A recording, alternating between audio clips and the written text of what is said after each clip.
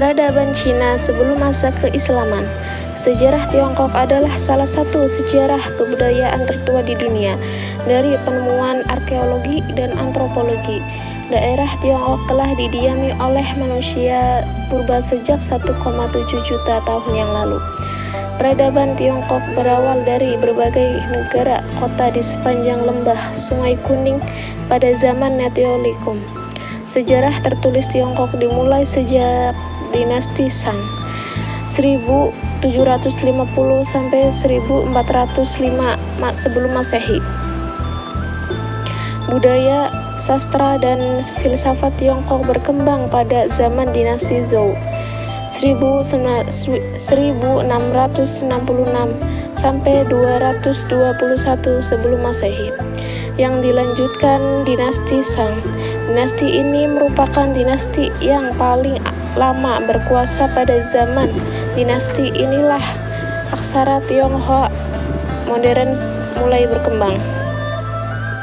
Pandangan konvensional terhadap sejarah Tiongkok adalah bahwa Tiongkok merupakan suatu negara yang mengalami pergantian antara periode persatuan dan perpecahan politis, yang kadang-kadang dikuasai oleh suku bangsa asing non-Han, yang sebagaimana besar teramilisasi ke dalam populasi suku Han. Pengaruh budaya dan politik dari berbagai wilayah di Asia yang dibawa oleh gelombang imigrasi, ekspansi, dan asimilasi yang bergantian menyatu untuk membentuk budaya Tiongkok modern. Suku Tibet pertama diketahui menetap di sepanjang bagian tengah dari Sungai Yarlung hingga Sungai Zobo di Tibet. Bukti dari budaya zaman tua ditemukan di Nyalam. Menurut dokumen sejarah kuno, suku paling awal terbentuk dinamakan Bos di daerah Shannan pada abad ke-6. Mengalirnya Sungai Huanghe dan Sungai Yangtze merupakan sumber kehidupan bangsa Cina dengan cara bercocok tanam dan berternak. Tantangan cara hidup bertani mendorong bangsa Cina membuat perkakas pertanian dari bahan logam, apalagi ditunjang dengan wilayah Cina Selatan dan kaya akan barang tambang seperti besi, timah, emas, dan tembang. Selain menjadi perkakas pertanian, logam pun diolah menjadi perabot rumah tangga seperti periuk, tombak, pisau, dan lain-lain. Cepatnya kemajuan bangsa Cina di bidang teknologi pertanian mendorong terbentuknya kerajaan dinasti. Yang pertama adalah dinasti Xia. Kekaisaran Cina sebelum masa keislaman. Dinasti Xia 2100 sebelum Masehi sampai 1600 sebelum Masehi. Dinasti Xia adalah dinasti pertama yang diceritakan dalam catatan sejarah seperti catatan sejarah agung dan sejarah bambu. Dinasti ini didirikan oleh Yuan Agung. Sebagian besar arkeologi sekarang menghubungkan dinasti Xia dengan hasil-hasil ekskavasi di era Litau, Provinsi Henan, yang berupa temuan dengan hasil-hasil perunggu leburan dari sekitar tahun 2000 sebelum Masehi. Menurut kronologi tradisional, berdasarkan perhitungan Liu Xin, dinasti ini berkuasa antara 2205 sampai 1766 sebelum Masehi. Sedangkan menurut sejarah bambu, pemerintahan dinasti ini adalah antara 1989 sampai 1558 sebelum Masehi. Dinasti Shang 1500 sampai 1027 sebelum Masehi. Dinasti Shang adalah dinasti kedua setelah dinasti Xia. 2000 sampai 1500 sebelum Masehi. Hanya sedikit data sejarah mengenai dinasti Xia ini terkecuali berdasarkan temuan-temuan arkeologis. Dinasti ini merupakan dinasti Cina asli yang tumbuh dan berkembang di sekitar lembah Sungai Kuning. Karena kawasannya relatif aman, maka dinasti Shang ini mampu mengembangkan bentuk pemerintahan dan peradaban. Golongan yang berkuasa adalah raja bersama birokrasinya yang mengatur pekerjaan dan kehidupan rakyat. Golongan tersebut didukung oleh golongan Ksatria serta memiliki peran untuk mengontrol kehidupan budak dan petani yang berstatus setengah budak. Meskipun berada di bawah kontrol golongan yang berkuasa tersebut, para petani mampu mengembangkan kehidupan agraris yang lebih baik. Para petani mampu memproduksi sutra sebagai kegiatan ekonomi mereka, sedangkan para perajin mampu mengembangkan kerajinan perunggu. Perunggu tersebut digunakan sebagai perhiasan bagi para bangsawan, sebagai upacara ritual, dan sebagai bahan membuat senjata. Pada masa dinasti Shang, inilah dimulai dikenal tulisan. Awal terciptanya tulisan Cina berkaitan dengan kepercayaan yang dianut dinasti Shang. Raja-raja Shang adalah juga pendeta yang sering memohon kepada dewa. Alat yang digunakan untuk meminta permohonan dan doa tersebut adalah tulisan gambar pictograph yang ditulis di permukaan tulang sapi.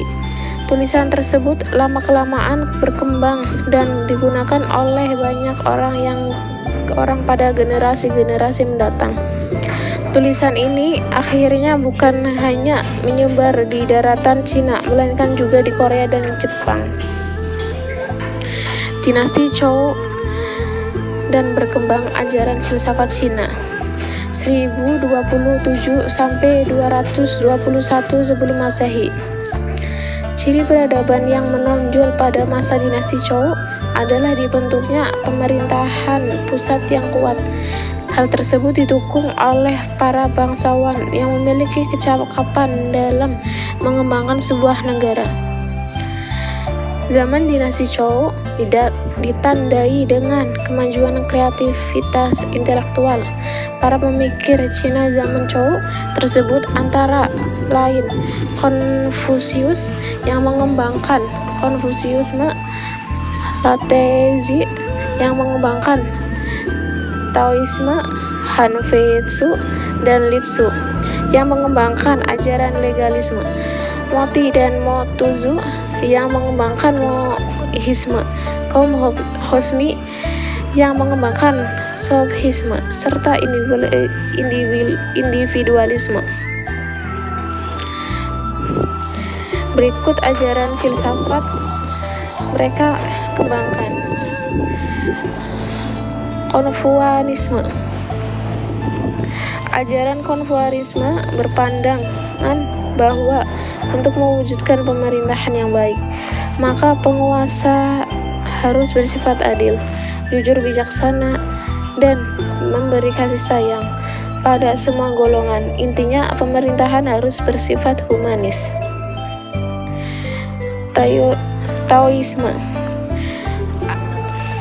Ajaran ini berkembang pada abad ke-6 sebelum Masehi, sesuai dengan kehidupan Lao Tzu, orang yang mengajarkan dan mengembangkan Islam. Taoisme ini intisari ajaran yang dikembangkan Lao Tzu bertujuan untuk memelihara harmoni antara kehidupan manusia di dunia dan hukum universal alam dan jagat raya, yaitu Tao. Mohisme. Di dalam ajarannya itu, ia mempunyai pandangan yang sangat revolusioner, terutama mengenai susunan masyarakat. Ia juga menentangkan perbedaan yang tajam dalam kehidupan bermasyarakat seperti yang terdapat dalam susunan masyarakat feodal.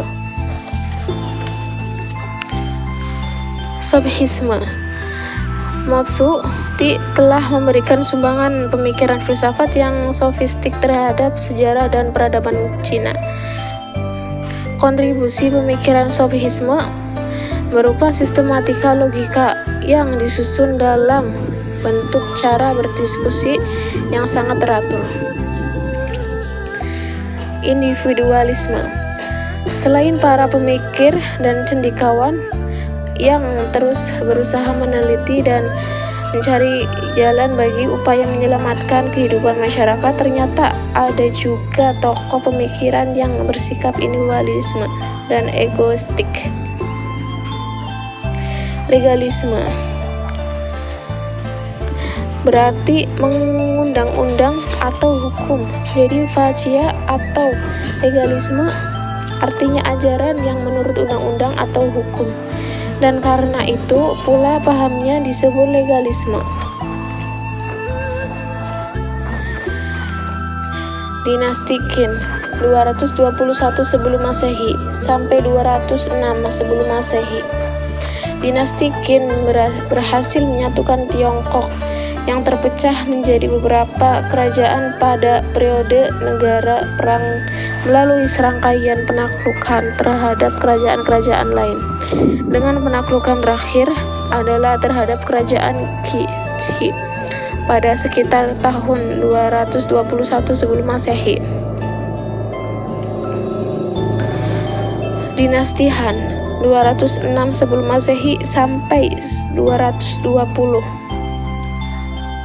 Dinasti Han didirikan Liu Bang, seorang petani yang memimpin pemberontakan rakyat yang meruntuhkan dinasti sebelumnya, dinasti Qin, pada tahun 206 sebelum Masehi. Zaman kekuasaan dinasti Han terbagi menjadi dua periode, yaitu dinasti Han Barat 206 sebelum Masehi sampai 6 Masehi dan dinasti Han Timur 23 sampai 220 Masehi yang dipisahkan oleh periode pendek dinasti Qin 9 sampai 23 Masehi.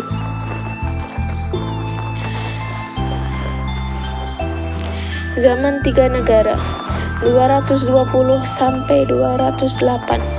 Zaman Tiga Negara Wei, Wu, dan Su adalah suatu periode perpecahan Tiongkok yang berlangsung setelah hilangnya kekuasaan de facto dinasti Han. Zaman ini adalah salah satu era yang paling terkenal dalam sejarah Tiongkok, disebabkan karena popularitas roman sejarah kisah Tiga Negara Samkok yang telah diadaptasi dalam berbagai format oleh berbagai negara. Dinasti Jin dan 16 negara 280 sampai 420. Tiongkok berhasil dipersatukan oleh sementara waktu pada tahun 280 oleh dinasti Jin. Meskipun demikian, kelompok etnis di luar suku Han, Wu, masih menguasai sebagian besar wilayah pada awal abad keempat dan menyebabkan migrasi besar-besaran suku Han ke selatan Sungai Yangtze.